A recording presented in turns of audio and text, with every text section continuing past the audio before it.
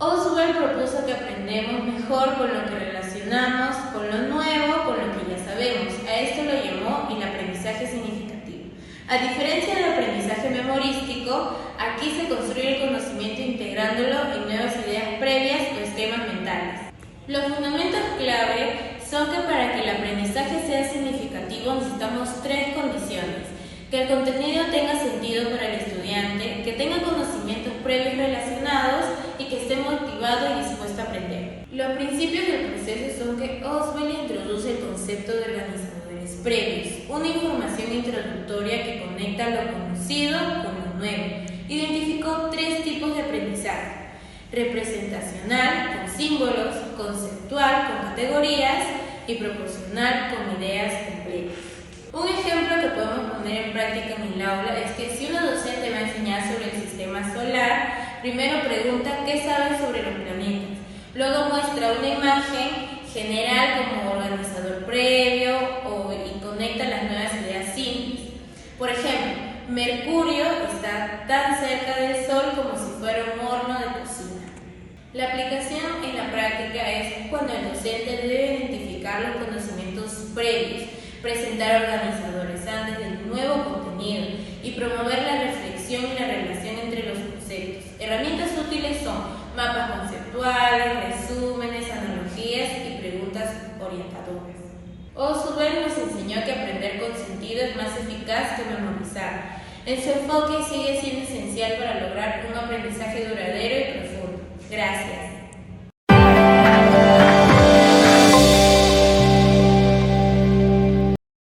Soy Betsy Cruz y hoy les hablaré sobre Arnold Bandura y su teoría del aprendizaje social.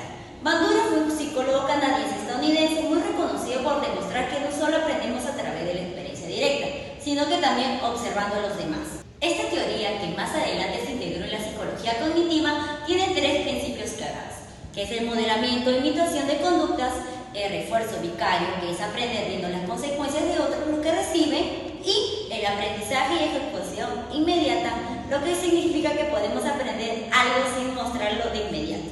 Bandura también explicó que el aprendizaje observacional sigue cuatro etapas. Primero, la atención, es decir, que observa el modelo. Luego, la retención, que consiste en recordar lo que observamos. Después, lo que significa que podemos aprender algo sin mostrarlo de inmediato. Además, introdujo el concepto de autoeficacia, que es la confianza que muestra en la capacidad para lograr los objetivos.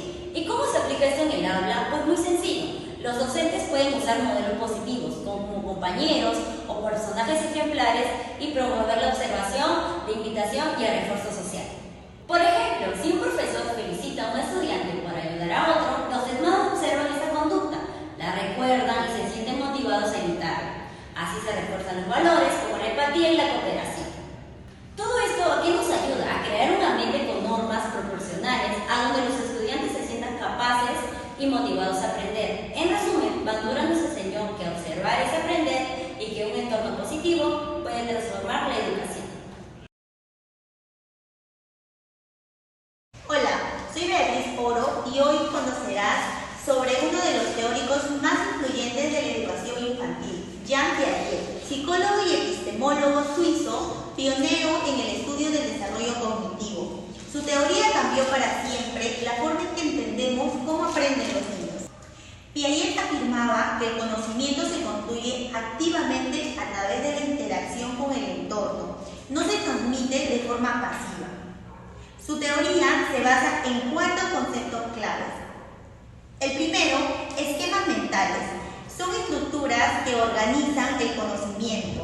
El segundo, asimilación, cuando el niño incorpora nueva información en lo que ya se conoce. Tercero, acomodación, cuando debe modificar su conocimiento para adaptarse a lo nuevo. Cuarto, equilibración, es el proceso de ajuste entre asimilación y acomodación, esencial para el aprendizaje. Este enfoque explica cómo el niño piensa, aprende y se adapta en todo el mundo que le rodea. Piaget también propuso etapas del desarrollo cognitivo que muestran cómo evoluciona el pensamiento infantil. Sensorial motriz, que va de 0 a 2 años. Aquí el niño aprende a través de sus sentidos y movimientos. Preoperacional, que va de 2 a 7 años. Surge el pensamiento simbólico pero con egocentrismo. Operaciones concretas, que va de 7 a 11 años. Pensamiento lógico basado en lo concreto.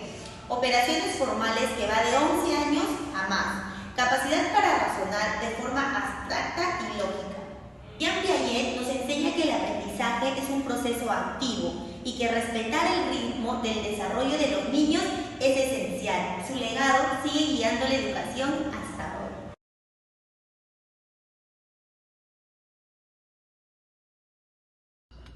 Teoría de Vygotsky. Esta teoría subraya lo importante del entorno social, el lenguaje y la interacción cultural en el desarrollo del pensamiento y la cognición de los individuos, especialmente en la de los niños. Como principios fundamentales conectados con el proceso de aprendizaje tenemos la internalización, que en esta las habilidades aprendidas externamente se transforman en procesos mentales internos mediante la repetición y la guía social. El conocimiento, que al principio es externo y social, se transforma en interno y personal, en donde el niño aprende a realizar por sí mismo lo que antes hacía con ayuda. Tenemos la zona de desarrollo próximo, que viene a ser la distancia entre lo que el niño puede hacer solo y lo que puede hacer con ayuda. El aprendizaje llega a ser más efectivo cuando ocurre en esta zona. El lenguaje como herramienta cognitiva. Es la principal herramienta psicológica que evoluciona desde el habla social al habla egocéntrica y finalmente al habla interna, regulando así el pensamiento. La mediación como base del aprendizaje.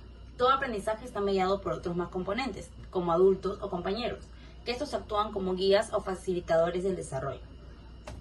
Y por último tenemos el andamiaje, donde el mediador proporciona apoyo temporal que se retira progresivamente a medida que el estudiante gane autonomía. La aplicación de la teoría de Vygotsky la podemos encontrar en el aprendizaje mediante el juego social, donde el juego simbólico o de roles permite al niño desarrollar funciones mentales superiores. También tenemos el uso del desarrollo próximo, donde proponemos actividades que el niño no puede hacer solo, pero sí con ayuda de un adulto o compañero. En el andamiaje, el docente guía con preguntas, gestos, ejemplos o instrucciones y luego retira el apoyo cuando el niño ya es capaz de realizarlo. El lenguaje como herramienta del pensamiento. En este estimula el habla egocéntrica y el diálogo para que los niños desarrollen el pensamiento interno. Y también tenemos la participación activa del docente como mediador, en donde el maestro debe interactuar constantemente, preguntar, modular conductas y motivar la exploración. Y por último tenemos la importancia del entorno sociocultural, en donde incluimos actividades materiales, canciones, cuentos y juegos propios de la cultura del niño. Un ejemplo de esta teoría viene a ser que una docente presenta un escenario de hoy jugaremos que tenemos una tienda y pregunta que quién será el cajero, quiénes serán los compradores. Al momento de desarrollarlo, vamos a ver la zona de desarrollo próximo y el andamiaje, porque los niños van a jugar por turnos asumiendo distintos roles, que va a ser vendedor y comprador, donde la docente va a guiar a los que no saben qué hacer con preguntas o sugerencias.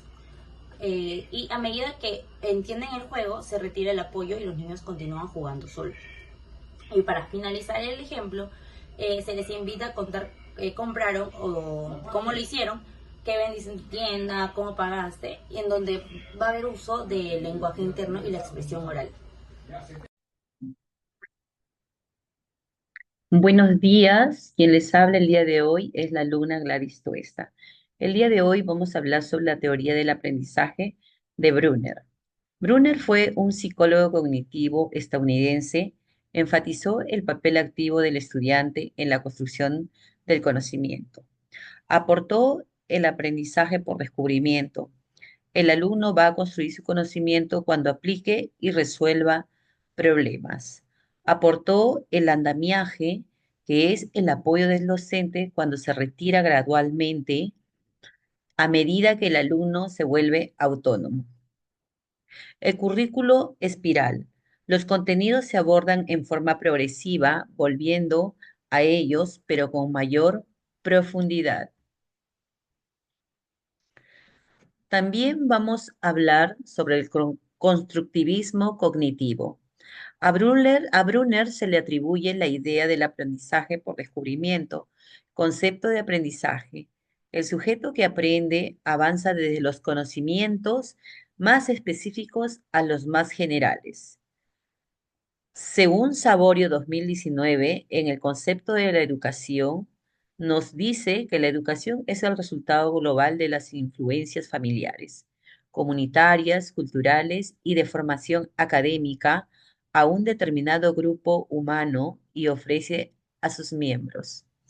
Papel del maestro. El profesor debe proporcionar situaciones problemáticas que estimulen a los niños a descubrir por sí mismos los conceptos relacionados y procedimientos. Ya para finalizar, se deja las conclusiones que la teoría de Brunner contribuyó en el cognitivismo al centrarse en los procesos mentales y en el aprendizaje. Enfatizó la importancia de la organización y categorización de la información, así como la influencia de la cultura y la interacción social en el desarrollo cognitivo. Gracias.